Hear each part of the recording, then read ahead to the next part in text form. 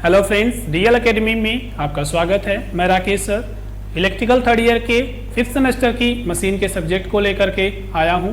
ये आपका अगला लेक्चर है जिसमें पिछले लेक्चर के बारे में थोड़ा सा डिस्कस किया जाएगा। तो आइए देखते हैं पिछले लेक्चर में क्या पढ़ा गया था। तो पिछले लेक्चर में दोस्तों पढ़ा गया था आपका ये रोटर के कंपोनेंट के बारे में, जो कि आपका रोटर फ्रीक्वेंसी है। ये रोटर फ्रीक्वेंसी एफ आर से प्रदर्शित किया गया था, जिसका मान था एफ इंटू एफ एस। ठीक है दोस्तों, अगला जो आपका टॉपिक था वो था आपका रोटर ईएमएफ के बारे में। तो रोटर ईएमएफ का मान एस इंटू E2 वोल्ट प्राप्त हुआ था। ठीक है दोस्तों, इसकी वैल्यू हर्ट्ज में होगी और इसका मान SE2 प्राप्त हुआ था। अगला जो आपका आता है वो रोटर इंडक्टेंस के बारे में था, वो S इंटू X2 मिला था, जो कि ओम में होगा। अगले की वैल्यू थी ये आपके रोटर इंपेडेंस का मान, वो था आपका Z2, जिसकी वैल्यू थी अंडर रूट में R2 का स्क्वायर प्लस SX2 का होल स्क्वायर, और इसका मान ओम में होगा। अगला मान जो था आपका वो करंट का मान था I2 is equal to SE2 upon under root में R2 का स्क्वायर प्लस SX2 का होल स्क्वायर, और ये होगा आपका एम्पियर में। तो दोस्तों इस तरीके से हम लोगों ने पिछले डाटा के बारे में पढ़ा कि रोटर की फ्रीक्वेंसी एफआर का मान yes into F S hertz है, जो कि एफ एस आपके स्टेटर की फ्रीक्वेंसी और यस आपके स्लिप का मान है। रोटर का ईएमएफ जो होगा SE2 होगा। E2 आपके स्टैंड स्टिल कंडीशन में रोटर का ईएमएफ है और यस स्लिप की वैल्यू है। रोटर इंडक्टेंस ये आपके स्लिप का मान है और X2 रोटर के इंडक्टेंस का वह मान जब रोटर स्टैंड स्टिल कंडीशन, यानी जब रोटर अपनी स्थिर अवस्था में है, जब वो घूर्णन नहीं कर रहा। रोटर इंपेडेंस यह भी उसी समय के इंपेडेंस की वैल्यू है जब रोटर घूमने लगता है। उसके बाद रोटर के घूर्णन की स्थिति में रोटर करंट का मान जो होगा वो I2 का मान होगा SE2 अपान अंडर रूट में R2 का स्क्वायर प्लस SX2 का होल स्क्वायर, और इसकी वैल्यू एम्पियर में। तो दोस्तों ये टॉपिक तो आपका क्लियर हो गया था, बस इसे रिवीजन किया गया है। अगला जो आपका आता है torque develop in induction motor, यानी इंडक्शन मोटर में बलाघूर्ण का मान कैसे उत्पन्न होता है। तो हम लोगों ने पिछले क्लासेस में पढ़ा था कि जब किसी चुंबकीय क्षेत्र में किसी धारावाही चालक को रखा जाता है, तो ऐसी स्थिति में इस धारावाही चालक में क्या उत्पन्न होता है, बल आघूर्ण। और बल आघूर्ण होता क्या है, दो बलों का युग्म होता है जो एक स्थिर अक्ष के परितः उसे घुमाने का प्रयास करते हैं। ठीक है दोस्तों, तो जो रोटर होता है, जैसे मान लीजिए यही रोटर है, तो इसका एक स्थिर अक्ष ये है, इसके परितः ये पूरा घूमेगा, ये पूरा का पूरा घूमेगा। तो ये स्थिर अक्ष हो गया। इसके प्रति अब इसे इस तरीके से देख लीजिए, रोटर का ये भाग हो गया, ये मान लीजिए स्थिर अक्ष हो गया। इसके एक साइड ये कंडक्टर है और दूसरे साइड ये कंडक्टर है। मान लीजिए रोटर पे एक साइड ये कंडक्टर इस साइड में लगा है और दूसरा कंडक्टर इधर है, तो यही कंडक्टर की बात है। तो ये कंडक्टर में उत्पन्न बल इस तरफ घुमाने का प्रयास करेगा और दूसरे साइड वाला कंडक्टर इस साइड घुमाने का प्रयास करेगा। तो ये अपने स्थिर अक्ष के परितः ये नीचे की तरफ घूमेगा और ये ऊपर की तरफ, और ये फिर इस तरीके से सर्कुलर मोशन करने लगेगा। तो बल आघूर्ण दो बलों का युग्म होगा, ठीक है, जो स्थिर अक्ष के परितः घुमाएंगे। तो उस बल का मान क्या होगा ये भी इसमें देखा जाएगा। तो आइए देखते हैं बलाघूर्ण को लेकर के कि बलाघूर्ण का मान क्या आएगा। तो स्टार्ट करते हैं अपने टॉपिक को, torque develop in induction motor. बलाघूर्ण किसमें, इंडक्शन मोटर में, प्रेरण मोटर में। तो यहाँ पे इसके बारे में पहले लिखते हैं। यहाँ पे ये चीजें क्या है, जब किसी फ्लक्स डेंसिटी और कितना मान B weber per meter square, जब किसी चुंबकीय क्षेत्र जिसका मान B weber per meter square का चुंबकीय क्षेत्र घनत्व हो, उस चुंबकीय क्षेत्र में किसी धारावाही चालक को रखा जाता है जिसकी लंबाई L मीटर हो, तब उस पर एक बल कार्य करता है। तो पहले इसके बारे में डिटेल में देखते हैं कि चालक की लंबाई कितनी होगी। चालक की लंबाई वो कितनी होगी L मीटर। चालक पर लगने वाला चुंबकीय क्षेत्र, चालक पर लगने वाले फ्लक्स घनत्व, फ्लक्स घनत्व बराबर V weber per meter square.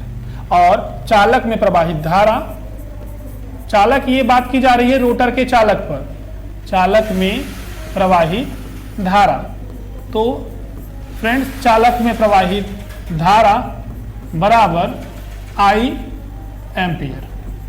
ठीक है, I एम्पियर होगी। तो इस तरीके से जब L लंबाई के एक चालक को किसी B वेबर पर मीटर वाले फ्लक्स घनत्व के क्षेत्र में रखते हैं, जिसमें पहले से ही I एम्पियर की धारा प्रवाहित हो रही थी, तब उस चुंबकीय क्षेत्र के द्वारा उस चालक पर एक बल लगता है। उस बल का मान F इज इक्वल टू, उस बल का मान F is equal to IBL Newton.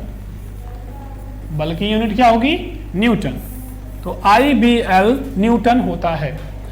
तो दोस्तों, हम एक रोटर की बात कर रहे हैं जिसमें दो बल लगेंगे, उसे घुमाने का प्रयास करेंगे, इस तरीके से बलाघूर्ण की उत्पत्ति होगी। तो आइए देखते हैं कि बलाघूर्ण का मान कितना होगा। तो बलाघूर्ण का मान जो होगा T is equal to F into R। अब ये R क्या है? तो जो अभी हम रोटर दिखाए थे उसमें जो कंडक्टर था, उस कंडक्टर का जो रेडियस होगा, यहां से यहां तक का जो रेडियस इसका होगा R होगा। ठीक है दोस्तों, तो ये आपका हो जाएगा न्यूटन मीटर, ये न्यूटन ये मीटर। तो T is equal to F into R newton meter. अब T का मान यहाँ पे, F के मान को यहाँ पे रखेंगे तो हो जाएगा IBL into R newton meter. अब IBL इंटू R में हम जानते हैं कि B is equal to phi by A होता है, B बराबर फाई बटे ए होता है। तो इसका मान यहाँ पे रख देंगे I into phi upon A into L into R। अब देखिए, इनमें जो घटक हैं A, L और R, ये ऐसे कंपोनेंट हैं, एक ऐसे घटक हैं जिन्हें मशीन को डिजाइन करने के बाद नहीं परिवर्तित किया जा सकता, मशीन को बनाने के बाद परिवर्तित नहीं किया जा सकता। लेकिन ये I और फाई, ये दो ऐसे घटक हैं जिन्हें परिवर्तित किया जा सकता है। ऐसे में इन्हें कह सकते हैं कि L, R और A मशीन को बनाने के बाद कांस्टेंट हो जाते हैं। तो उन्हीं चीजों को लेके यहाँ पे चलते हैं। यहाँ पे आपके T का मान T is equal to I into five, और इसे अलग ले लेंगे L into R upon A. ये कांस्टेंट हो जाएगा जिसे हम K के रूप में मान लेते हैं, K into I into five. अब आपको पता है कि फ्लक्स का मान जो होगा मशीन में, वो दिए गए EMF E2 पर निर्भर करेगा। यानी जो EMF होगा उसी से धारा प्रवाहित होगी, उसी के द्वारा फ्लक्स उत्पन्न होता है। जैसा कि हमने रोटेटिंग मैग्नेटिक फील्ड वाले टॉपिक में बताया था कि जो हमारे करंट होगी उसी के अनुसार उसमें फ्लक्स उत्पन्न होगा। और आपको पता है कि करंट उत्पन्न होती है EMF के द्वारा। तो EMF जैसा होगा उसी के अनुरूप धारा होगी, उसी के अनुरूप फ्लक्स उत्पन्न होगा।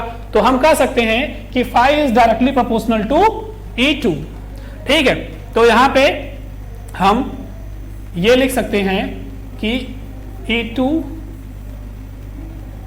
Directly proportional to phi, sorry यहां पे लिख देंगे phi is directly proportional to E2।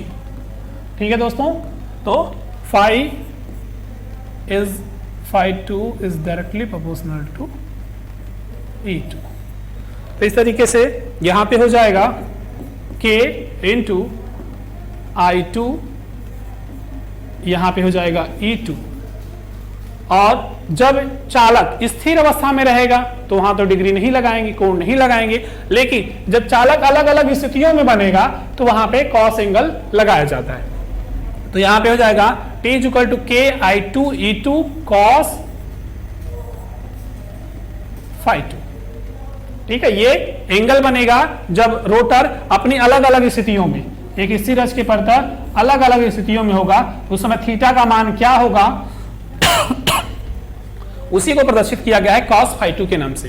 तो यहां पे देखते हैं दोस्तों k I2 E2 k I2 E2 cos φ2, ये आपके टॉर्क का समीकरण अभी आया है, ठीक है। लेकिन इसे अभी और परिवर्तित करेंगे, तो इसे आगे कैसे देखेंगे ये देखते हैं। यहां पे आपका आया था t equal to k I2 E2 cos φ2। अब यहां हम लोगों ने पिछले टॉपिक्स में पढ़ रखा है कि I2 का मान क्या होगा और E2 का cos φ2 का मान क्या होगा वो भी देखेंगे।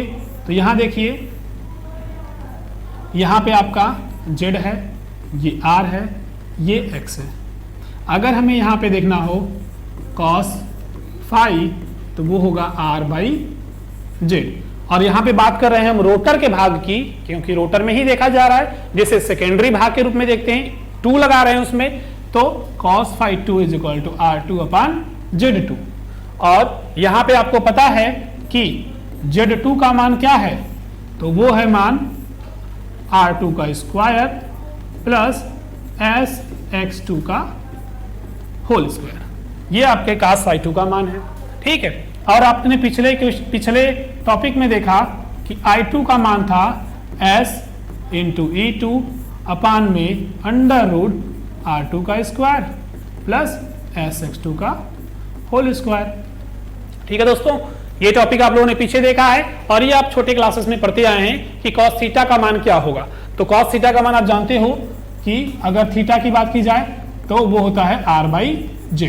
तो यहाँ पे थीटा की जगह फाई हो गया है, तो यहाँ पे आपका फाई एंगल हो जाएगा, ये कि φ2 है, तो हो जाएगा R2/Z2, जहां पे Z2 आपने अभी टॉपिक में पढ़ा था रोटर इंपेडेंस, जिसकी वैल्यू ये होती है, तो Z की जगह Z2 की जगह पे इसे रखा गया है और I2 का मान यहाँ, इन दोनों के मानों को यहाँ समीकरण में रखते हैं। तो T इज इक्वल टू हो जाएगा K इंटू I2 का मान हो जाएगा S, E2 का वैल्यू, फिर अंडर रूट में R2 का स्क्वायर प्लस SX2 का होल स्क्वायर, ये हो जाएगा दोस्तों I2 का मान इंटू E2 इंटू cos φ2 का मान है R2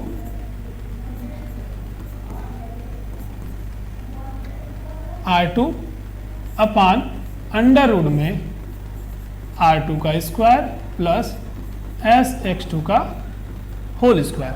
अब यहां पे देखिए K है, K आ जाएगा, S हो जाएगा, E2 इंटू E2, तो ये E2 का स्क्वायर हो जाएगा इंटू R2 अपान, ये ही वैल्यू दो जगह है अंडर रूट में, तो उसे अंडर रूट से बाहर कर लेंगे, R2 का स्क्वायर प्लस SX2 का होल स्क्वायर। ये रहा आपके टॉर्क का इक्वेशन, ये आपके टॉर्क का इक्वेशन हो गया, ठीक है दोस्तों।